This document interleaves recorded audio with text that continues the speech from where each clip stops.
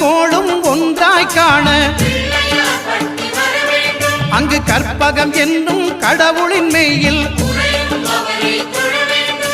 சூரியன் முதலாய் 9 கிரகமும் பலவித குணங்களை கொண்டிருக்கும் எங்கள் கற்பக தருவில் அவை வரும்போது ஒன்றாய் சேர்ந்து பலனளிக்கும்.